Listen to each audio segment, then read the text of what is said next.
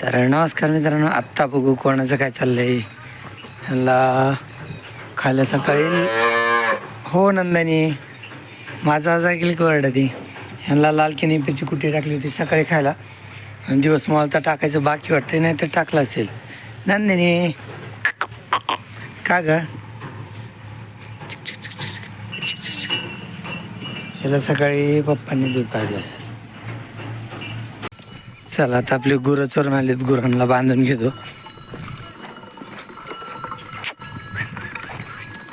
कोण कोण जाऊन द्यायचं पुढं खिलेरी धरली, फक्त गंगी इथं धरायची नाही. गोरी गंगा ऐक, हे गवळे ऐक. मित्रांनो, हे आता आपलं हौदावालं शेत आहे. तर इथला बन्सी गहू काढायचा चालू आहे आज आपला. बन्सी गहू काही जास्त होत नाही अपेक्षाप्रमाणे, त्याच्या महागून निघणं आलं होतं. पण बघू जेवढं होईल तेवढं. आता कळेल किती झालाय गहू ते. हा लोळा बिले होता ना, हाईट जास्त झाली त्याच्यामुळं लोळा पण होता. त्याच्यामुळे आपण मिशननीच काढतो. हाताने काढला असता तर गुरांना भुस्सा झाला असता खायला, पण लोळला होता ना, हाताने लय मेहनत लागली असती. आणि मिशन आली पण होती ना गावात, मग त्याच्यामुळे आपण मिशननीच काढायला चालू केला गहू. काय एका तासाभरात तर होऊन जाते मिशनने सगळं.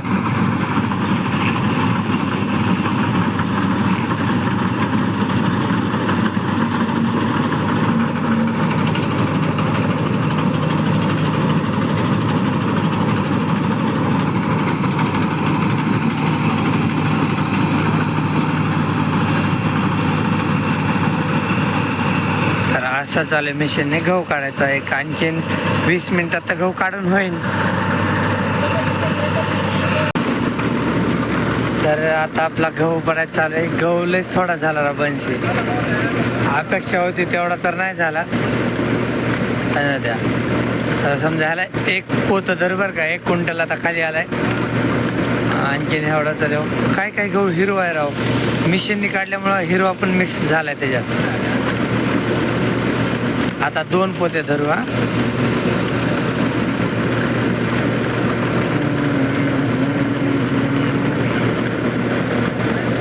काय माहिती, सगळा गोळा केल्यावरच आपल्याला कळेल किती वजन भरलाय ते.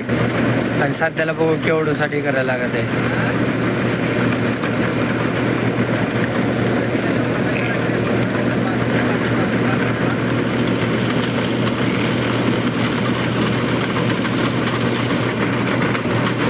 संपला. जाऊ दे, एवढा झालाय काय अडचण नाही. चला झाला हो एकदाचा गहू काढून. बन्सी गहू बाकीच्या गव्हाला थोडा टाइम आहे काढायला, मग ते थोड्या दिवसांनी जसं काढायला तसं काढू. हा गहू तर आणखीन हिरवाच आहे, सगळ्यात शेवटी पेरलेला. बन्सी गहू काय अपेक्षेप्रमाणे झाला नाही, पण जाऊ दे आता जे आहे ते झाला तेवढं ठीक आहे. त्याला काय झालं ना, थोडा तांबरा पडला होता बन्सी गव्हावर. तर त्याच्यामुळं तो जे गव्हाच्या बियात ना, तर त्या लहान लहानच राहिल्या तांबरा पडल्यामुळं. तांबरा पडला म्हणजे पानं वाळून जातात, आणि पानं वाळल्यामुळे बिया लहान लहान राहतात. तर असा आजार पडला होता बन्सी गव्हावर. तर त्याच्यामुळे गहू थोडा कमी झाला आहे. बाकी काय अडचण नाही, पण आहे त्याला खत वगैरे काय नव्हतं. तो शेवटच्या स्टेपला म्हणजे त्याच्यावर आजार पडला. नाही तर सुरुवातीपासून गहू एकदम छान होता. फक्त शेवटच्या स्टेपला आबाळ आलं होतं ना, आबाळात पाणी दिलं, तर त्याच्यामुळे आबाळात पाणी दिल्यामुळे त्याच्यावर तांबरा पडला होता. तर त्याच्यामुळे थोडंसं म्हणजे उत्पन्न कमी पडले. मग त्याला आपण खत वगैरे नव्हतं टाकलं, तर गहू व्हायला पाहिजे होता आपल्याला 6 क्विंटल. तर गहू झाला आहे 4 क्विंटल. म्हणजे खत न टाकता 6 क्विंटल गहू व्हायला पाहिजे होता, 6-7 क्विंटल. आणि गहू अंदाजे झाला आहे 4 क्विंटल. तर ठीक आहे, म्हणजे जेवढं झालं तेवढं ठीक आहे, काही अडचण नाही. आता शेत हे रिकामं झालं, याला आपण नांगरून थोडंसं ऊन लागून देऊ.